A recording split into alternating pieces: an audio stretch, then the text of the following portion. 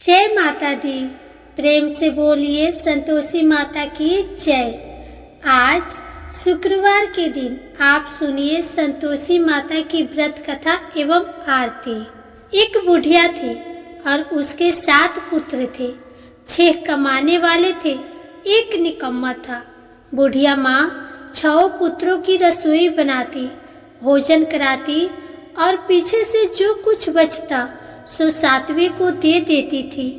परंतु वह बड़ा भोला भाला था, मन में कुछ विचार न करता था। एक दिन अपनी बहू से बोला, देखो मेरी माता का मुझ पर कितना प्यार है। वह बोली, क्यों नहीं, सबका जूठा बचा हुआ तुमको खिलाती है। वह बोला, भला ऐसा भी कहीं हो सकता है? मैं जब तक आंखों से देख न लूं मान नहीं सकता। बहू ने हंसकर कहा, तुम देख लोगे तब तो मानोगे। कुछ दिन बाद बड़ा त्योहार आया। घर में 7 प्रकार के भोजन और चूरमा के लड्डू बने। वह जांचने को सिर दर्द का बहाना कर पतला कपड़ा सिर पर ओढ़कर रसोई घर में सो गया और कपड़े में से सब देखता रहा। 6 भाई भोजन करने आए। उसने देखा माँ ने उनके लिए सुंदर सुंदर आसन बिछाए हैं, 7 प्रकार की रसोई परोसी है। वह आग्रह करके जिमाती है। वह देखता रहा। 6 भाई भोजन कर उठे तब माता ने उनकी जूठन थालियों में से लड्डुओं के टुकड़ों को उठाया और एक लड्डू बनाया। जूठन साफ करके माँ ने पुकारा, उठो बेटा, 6 भाई भोजन कर गए, अब तू ही बाकी है, उठना, कब खाएगा? वह कहने लगा, माँ मुझे भोजन नहीं करना, मैं परदेश जा रहा हूँ। माता ने कहा, कल जाता तो आज ही जा। वह बोला, हाँ हाँ आज ही जा रहा हूँ। यह कहकर वह घर से निकल गया। चलते समय बहू की याद आई। वह गौशाला में उबले थाप रही थी। वहीं जाकर उससे बोला, मेरे पास तो कुछ भी नहीं है, यह अंगूठी है, सो ले और अपनी कुछ निशानी मुझे दे। वह बोली, मेरे पास क्या है, यह गोबर भरा हाथ है। यह कहकर उसकी पीठ में गोबर के हाथ की थाप मार दी। वह चल दिया। चलते चलते दूर देश में पहुंचा। वहां पर एक साहूकार की दुकान थी। वहां जाकर कहने लगा, भाई मुझे नौकरी पर रख लो। साहूकार को जरूरत थी। बोला, रह जा। लड़के ने पूछा, तनख्वाह क्या दोगे? साहूकार ने कहा, काम देखकर दाम मिलेगा। साहूकार की नौकरी मिली। वह सवेरे 7 बजे से रात तक नौकरी बजाने लगा।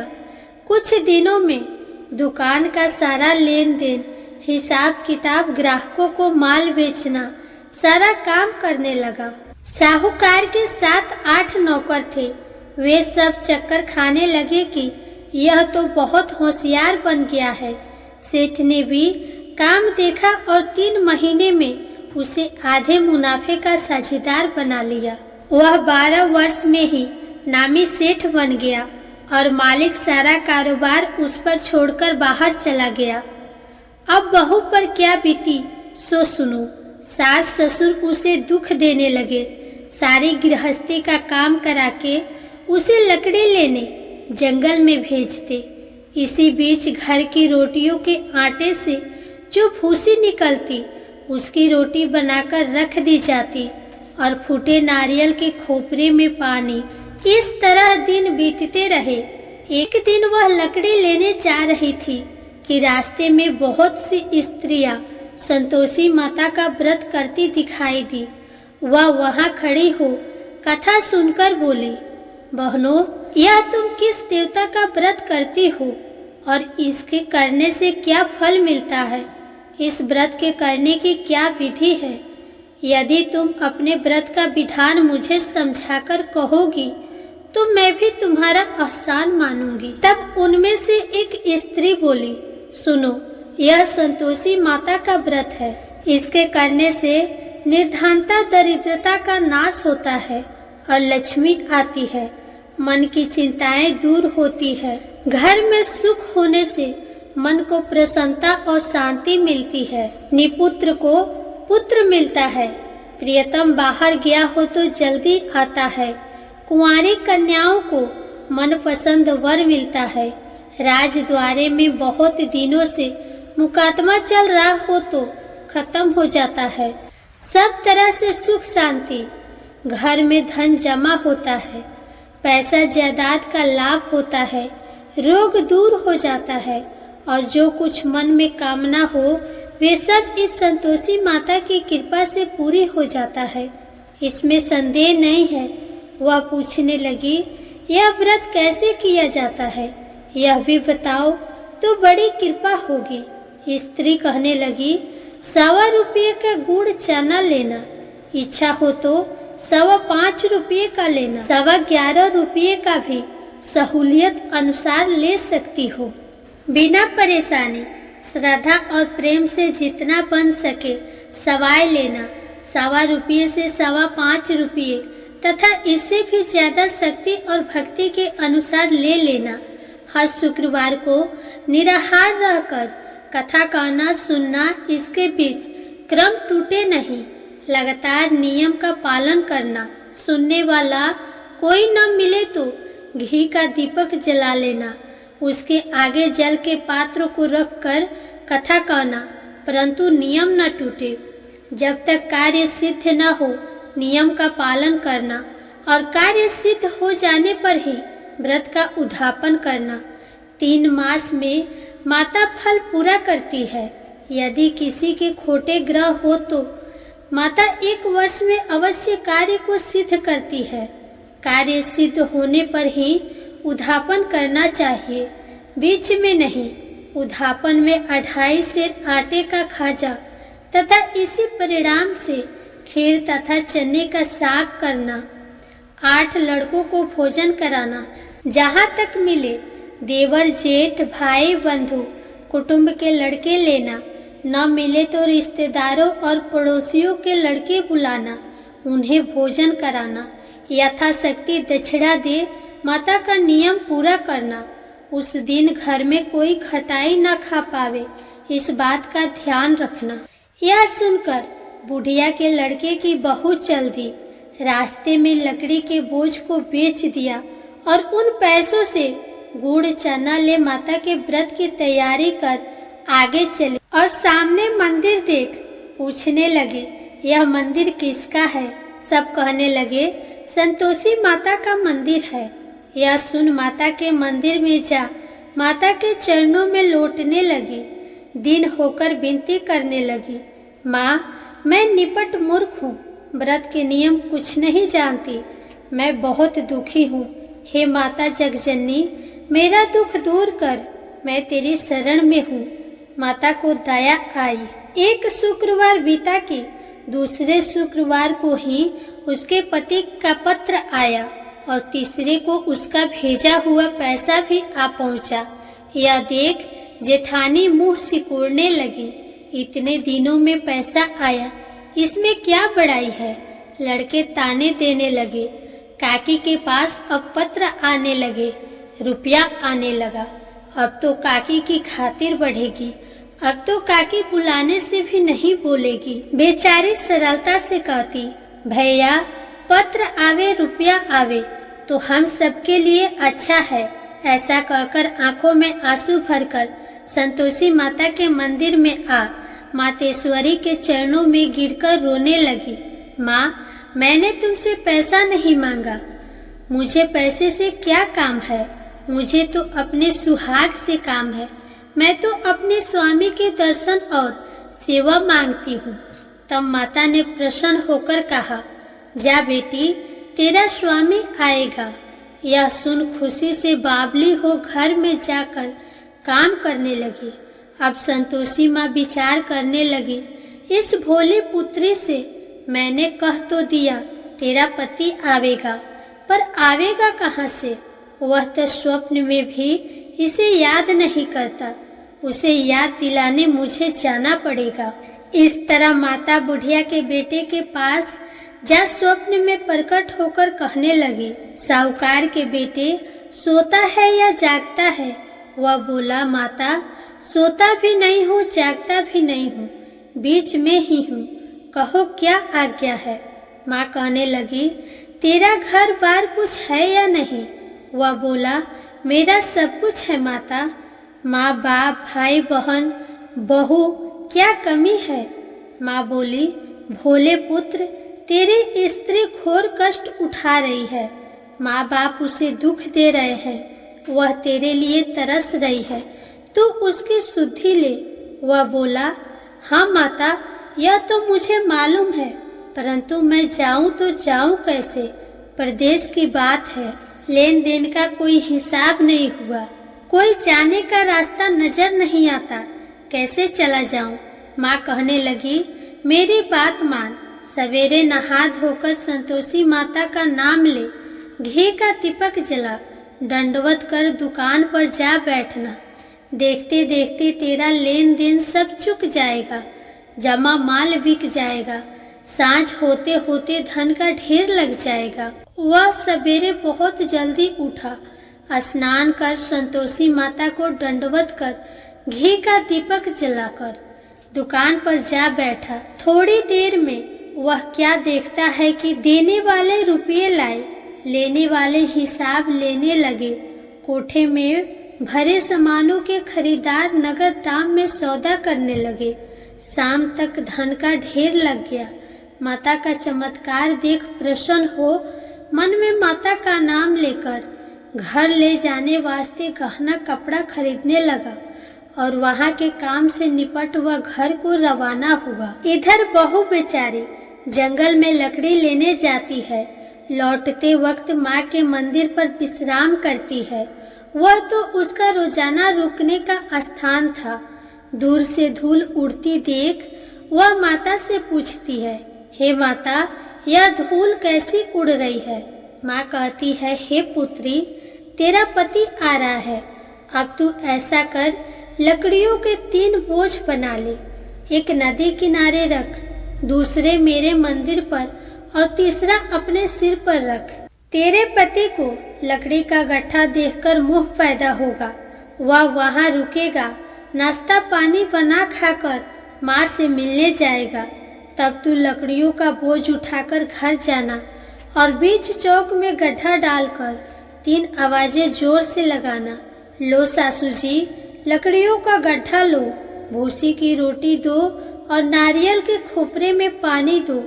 आज कौन मेहमान आया है? माँ की बात सुन बहू बोली, बहुत अच्छी माता, कहकर प्रसन्न हो लकड़ियों के 3 गट्ठे ले आई। एक नदी तट पर, एक माता के मंदिर पर रखा। इतने में ही एक मुसाफिर आ पहुंचा। सूखी लकड़ी देख उसकी इच्छा हुई कि अब यहीं विश्राम करे और भोजन बना खाकर गांव जाए। इस प्रकार भोजन बना विश्राम कर वह गांव को गया, सबसे प्रेम से मिला। उसी समय बहू सिर पर लकड़ी का गट्ठा लिए आती है। लकड़ी का भारी बोझ आंगन में डाल देती है और जोर से 3 आवाज देती है, लो सासू जी, लकड़ी का गट्ठा लो, भूसी की रोटी दो, नारियल के खोपरे में पानी दो। आज कौन मेहमान आया है? यह सुनकर सास बाहर आकर अपने दिए हुए कष्टों को भुलाते हुए कहती है, बहू ऐसा क्यों कहती है? तेरा मालिक ही तो आया है। आ बैठ, मीठा भात खा, भोजन कर, कपड़े गहने पहन। इतने में आवाज सुन उसका स्वामी बाहर आता है और अंगूठी देख व्याकुल हो माँ से पूछता है, माँ यह कौन है? माँ कहती है, बेटा यह तेरी बहू है। आज 12 वर्ष हो गए तू जब से गया है, तब से सारे गांव में जानवर की तरह भटकती फिरती है। काम काज घर का कुछ करती नहीं, 4 समय आकर खा जाती है। अब तुझे देखकर भूसी की रोटी और नारियल के खोपरे में पानी मांगती है। वह लज्जित हो बोला, ठीक है माँ, मैंने इसे भी देखा और तुम्हें भी देखा है। अब मुझे दूसरे घर के ताले की चाबी दो। तब माँ बोली, ठीक है बेटा, तेरी जैसी मर्जी, कहकर चाबी का गुच्छा पटक दिया। उसने तीसरी मंजिल के कमरे को खोलकर अपना सारा सामान जमाया। एक दिन में ही वहां राजा के महल जैसा ठाठ बाट बन गया। अब क्या था, वे दोनों सुखपूर्वक रहने लगे। इतने में अगला शुक्रवार आया। बहू ने अपने पति से कहा कि मुझे माता का उद्यापन करना है। पति बोला, बहुत अच्छा, खुशी से करो। वह तुरंत ही उद्यापन की तैयारी करने लगी।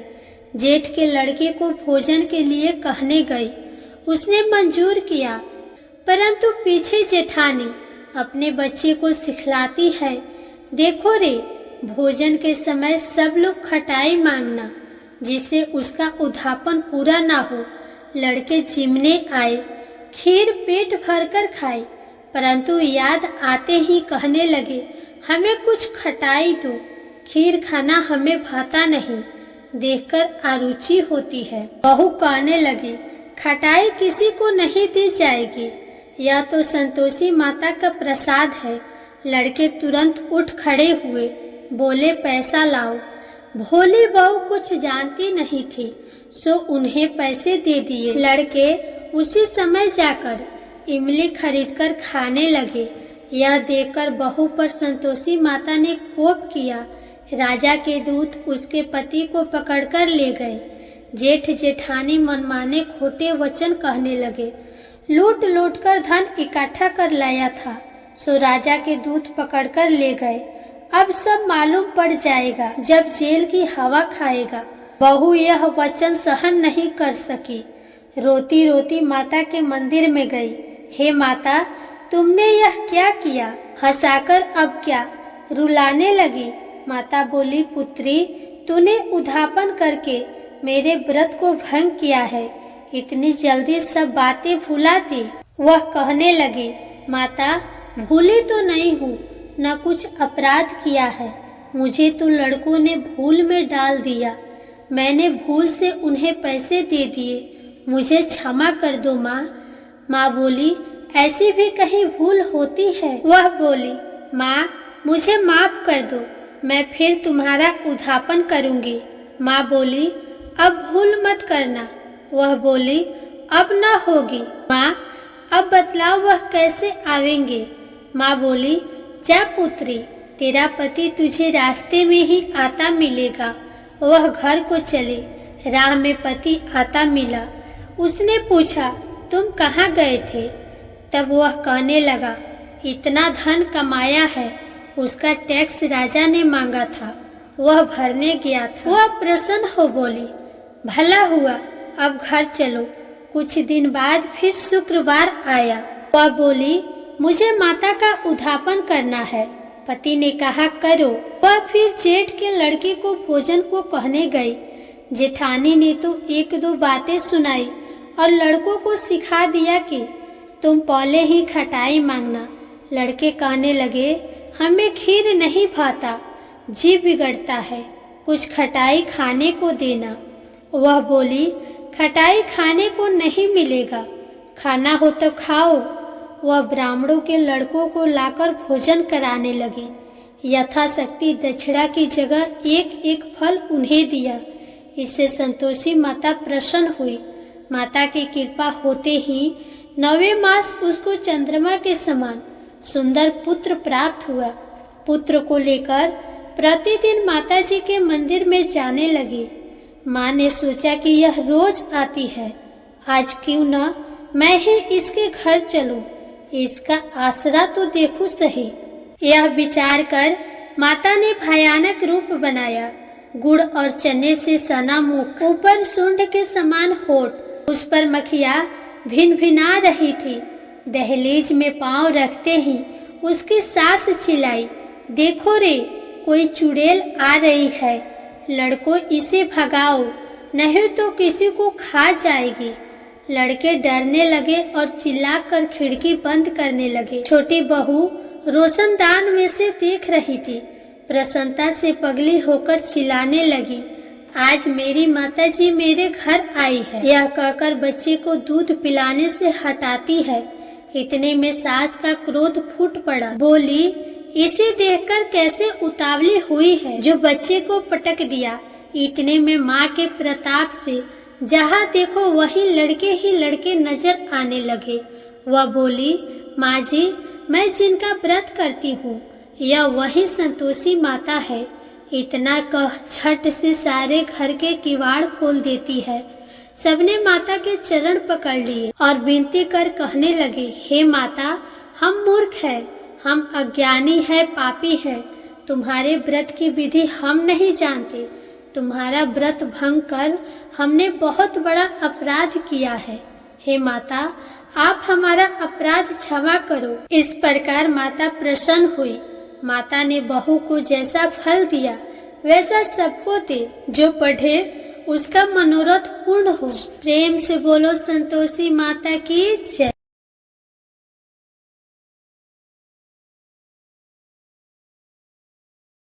अब आप सुनिए संतोषी माता की आरती। जय संतोषी माता मैया, जय संतोषी माता, अपने सेवक जन की सुख संपत्ति दाता। जय संतोषी माता मैया, जय संतोषी माता, सुंदर चीर सुनहरी माँ धारण कीन्हो, हीरा पन्ना दम के तन श्रृंगार लीनो। जय संतोषी माता मैया, जय संतोषी माता, गेरु लाल छटा छवि बदन कमल सोहे, मंद हसत करुणामयी त्रिभुवन मन मोहे। जय संतोषी माता मैया, जय संतोषी माता, स्वर्ण सिंहासन बैठी चवर ढोरे प्यारे, धूप दीप मधुमेवा भोग धरे न्यारे। जय संतोषी माता मैया, जय संतोषी माता, उड़े अरुचाना परम प्रिय ताम संतोष कियो, संतोषी कहलाई भक्तन वैभव दियो। जय संतोषी माता मैया, जय संतोषी माता, शुक्रवार प्रिय मानत आज दिवस सोही, भक्त मंडली आई गाथा सुनत मोही। जय संतोषी माता मैया, जय संतोषी माता, मंदिर जगमग ज्योति मंगल ध्वनि छाई, विनय करे हम बालक चरणन सिर नाई। जय संतोषी माता मैया, जय संतोषी माता, भक्ति भाव में पूजा अंग कीर्ति की जय, जो मन बसे हमारे इच्छा फल दीजय। जय संतोषी माता मैया, जय संतोषी माता, दुखी दरिद्री रोगी संकट मुक्त किए, बहुधन धान भरे घरे सुख सौभाग्य दिए। जय संतोषी माता मैया, जय संतोषी माता, ध्यान धरो जो नर तीरो, मन वांछित फल पायो, पूजा कथा श्रवण करे घर आनंद आयो। जय संतोषी माता मैया, जय संतोषी माता, शरण गहे की लज्जा रखियो जगदम्बे, संकट तू ही निवारे संकट संकट तू ही निवारे, दयामयी माँ अम्बे। जय संतोषी माता मैया, जय संतोषी माता। संतोषी माँ की आरती जो कोई नर गावे, रिद्धि सिद्धि सुख संपत्ति जी भर के पावे। ओम जय संतोषी माता मैया, जय संतोषी माता। प्रेम से बोलिए संतोषी माता की जय।